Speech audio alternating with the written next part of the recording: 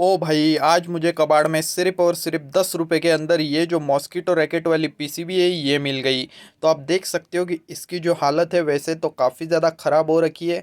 ये पूरी तरीके से ऊपर से और नीचे से काली काली हो रखी है। मतलब अब ये चालू है या ख़राब है मुझे नहीं पता। अगर चालू निकलती है तो प्रोजेक्ट के अंदर काम में आएगी, या फिर ख़राब निकली तो कबाड़ ही होगी और किसी काम में नहीं आएगी। वैसे ये अगर ज़्यादा करके ख़राब होती ही है तो इसकी ये जो ट्रांजिस्टर है ये ख़राब होती है।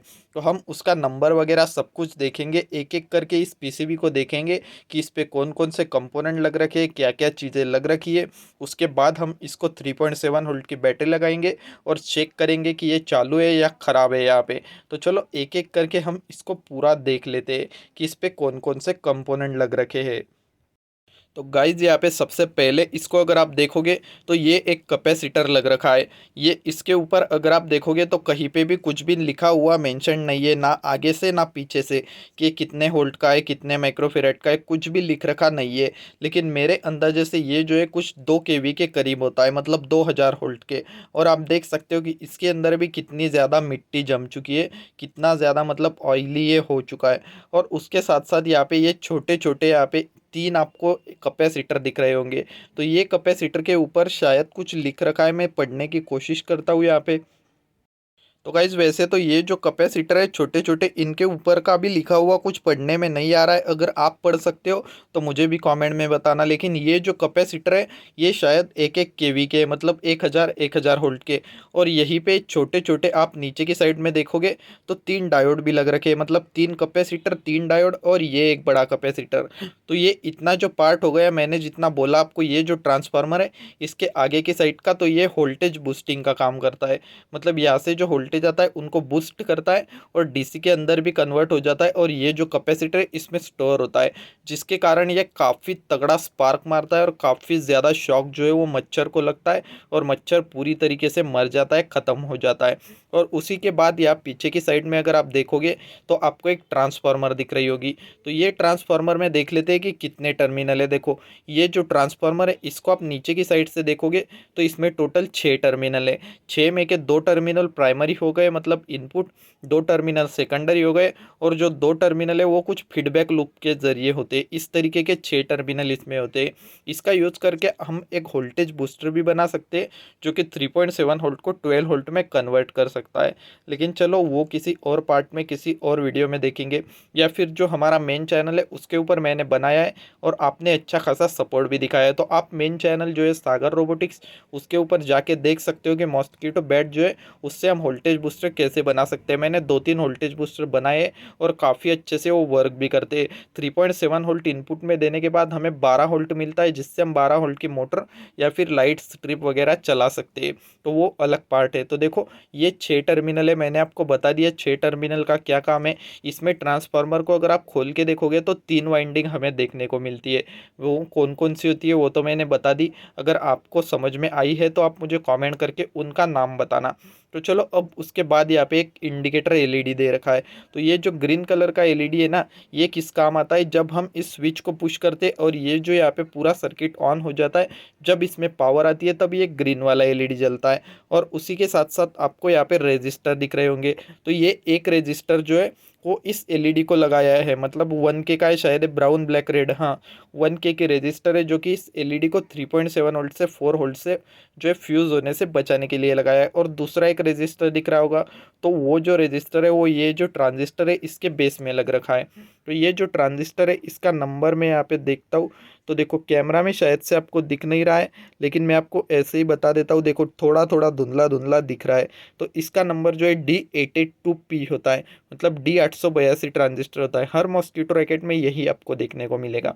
उसके बाद यहाँ पे एक स्विच लग रखा है और ये एक पुश स्विच है, मतलब ये एक मेन स्विच है। इसको जब हम ऑन करेंगे तभी ये पुश स्विच वर्क करता है, वरना अगर हम इसको ऑफ करेंगे तो पुश स्विच काम नहीं करता। तो ये यहाँ पे हो गया मॉस्किटो रैकेट का मतलब मच्छर को मारने का सेक्शन। और अब इसके बाद यहाँ पे ये एक सेक्शन आपको दिख रहा होगा। तो ये जो पार्ट है इसके अंदर कुछ ज़्यादा चीज़ें नहीं लग रखी, सिर्फ 2 रजिस्टर है, 4 डायोड है, एक कैपेसिटर है और एक एलईडी है। तो यहाँ पे ये जो कैपेसिटर है इसकी वैल्यू यहाँ पे शायद लिख रखी है। देखो हम यहाँ पे देखने की कोशिश करते हैं तो इसके ऊपर कुछ तो लिख रखा है। तो हाँ, CP और एक 211 शायद से। तो इसकी वैल्यू जो है CB 211 और नीचे की साइड में इसकी वैल्यू है 684, मतलब 684 J इसकी वैल्यू है और 400 वोल्ट के अंदर है ये। तो ये जो कैपेसिटर है इसमें जो बैटरी लगी होती है उस बैटरी को चार्ज करने के काम आता है। और ये डायोड यहाँ पे DC करते हैं, ये ब्रिज बनाया हुआ है। तो उसके जैसे हम ट्रांसफार्मरलेस पावर सप्लाई बनाते हैं वही सेक्शन है ये यहाँ पे, मतलब ये एक पावर सप्लाई है बैटरी को चार्ज करने के लिए। और ये जो रजिस्टर है ये इस LED को जलाने के लिए, जो कि 220 वोल्ट से सीधा इस LED को जला देता है। जब बैटरी चार्ज होती है तो ये LED चलता है। इस तरीके का कुछ इसका सिस्टम है। इसके अंदर कुछ ज़्यादा पार्ट नहीं लग रखे, वैसे अगर हम चाहे तो इसको घर पे भी काफ़ी इजीली बना सकते हैं। लेकिन चलो छोड़ो, ये 10 रुपये में तो मिला ही है, तो चलो इसको टेस्ट करते हैं। तो टेस्ट करने के लिए मैं यहाँ पे क्या करता हूँ, ये आप देख सकते हो कि दो वायरें लग रखी है, एक नीली और एक लाल। तो नीली के बगल में यहाँ पे निगेटिव लिख रखा है और ये जो लाल वाली वायर है उसी के साइड में यहाँ पे पॉजिटिव लिख रखा है। और ये जो दो हरी वायर है इनका तो हमें कोई ज़रूरत नहीं है, क्योंकि ये जो यहाँ पे हरी वाली वायरें लग रखी है ये AC के लिए है। मतलब यहाँ से हम AC इनपुट देंगे तभी तो इसको पावर मिलेगा, और यहाँ से हमें 12 मतलब 4 वोल्ट से 5 वोल्ट का आउटपुट मिलेगा जो बैटरी को चार्ज करेगा। तो हम AC को टेस्ट नहीं करेंगे क्योंकि ये सर्किट कभी ख़राब होता ही नहीं है और इसका हमें कोई यूज़ भी नहीं है वैसे तो हम यहाँ पे बैटरी को कनेक्ट करते हैं। तो मैं आपको दिखाता हूँ कि मैं कौन सी बैटरी इसके साथ कनेक्ट कर रहा हूँ।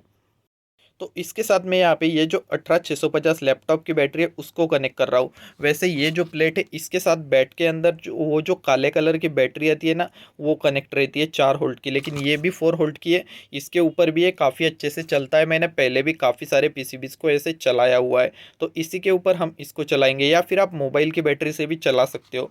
तो मैं जल्दी से ये जो दोनों वायर है इनके साथ ये जो बैटरी है इसको सोल्डर कर देता हूँ, उसके बाद हम इसको देखेंगे कि ये वर्किंग है। तो गाइज देखो यहाँ पे मैंने इसके साथ में जो बैटरी है उसको अटैच कर दिया है। अब इसके अंदर पावर आ चुका है। अब जैसे ही मैं इस पुश स्विच को दबाऊंगा तो एक ग्रीन वाला LED जलना चाहिए और ये जो कैपेसिटर है ये भी चार्ज होना चाहिए। तो चलो इसको दबा के देखते हैं।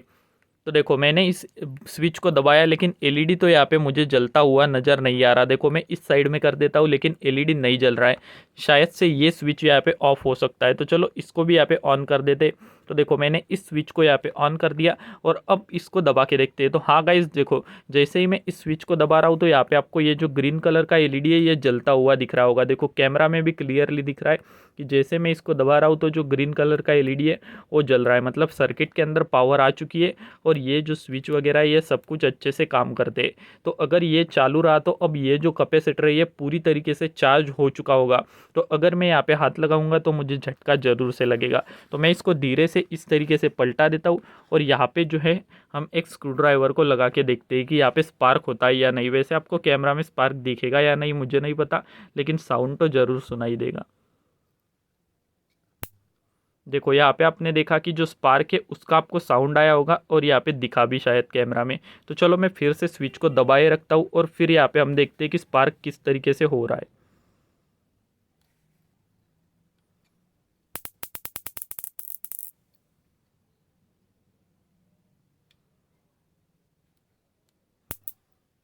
तो देखो गाइज आप देख सकते हो कि किस तरीके से यहाँ पे खतरनाक वाला स्पार्क हो रहा है और आवाज़ भी आ रही है। मैं आपको इसकी साउंड भी सुना देता हूँ और उसके साथ साथ स्पार्क को दिखा भी देता हूँ। ये स्विच थोड़ा सा दबाने में दिक्कत दे रहा है लेकिन चलो मैं कोशिश करता हूँ।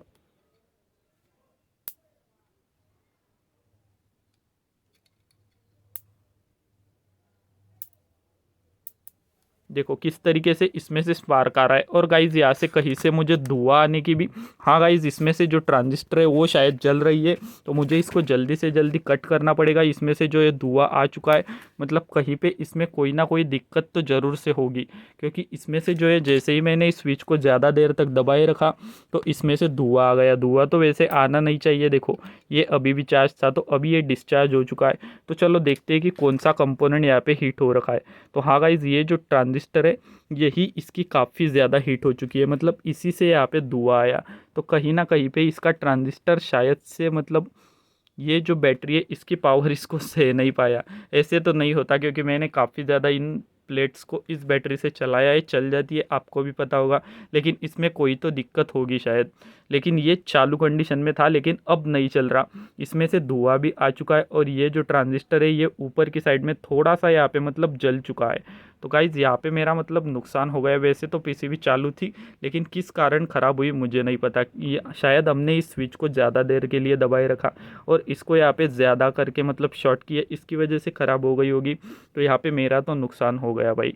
तो गाइज़ यार, इसी तरीके से मैं हर सुबह कुछ ना कुछ वीडियो आपके लिए लाता ही रहता हूँ। तो अगर आपको भी इस तरीके के वीडियो देखना पसंद है, नॉलेज लेना पसंद है, तो आप इस चैनल को सब्सक्राइब करके रख सकते हो और उसके साथ साथ इस वीडियो को लाइक भी कर दिया करो। अब हमें ये जो मतलब सर्किट है इसके ऊपर के जो कंपोनेंट है उसी का यूज़ करके पैसा जो है वो वसूल करना पड़ेगा, या फिर इसको ऐसे ही कबाड़ में फेंक देंगे। तो चलो छोड़ो, जो हुआ सो हुआ।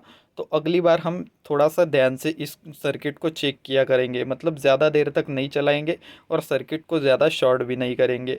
वैसे ये ख़राब ही होगा, क्योंकि शॉर्ट करने से या फिर चलाने से कुछ नहीं होता, मैंने पहले भी काफ़ी बार यूज़ किया हुआ है। तो बस आज के लिए इतना ही। मैं मिलता हूँ आपको कल सुबह 8 बजे। तब तक आप जो चैनल के पुराने वीडियोज़ है उनको देख लो, वो भी काफ़ी मस्त मस्त है। तो चलो बाय बाय गाइज़।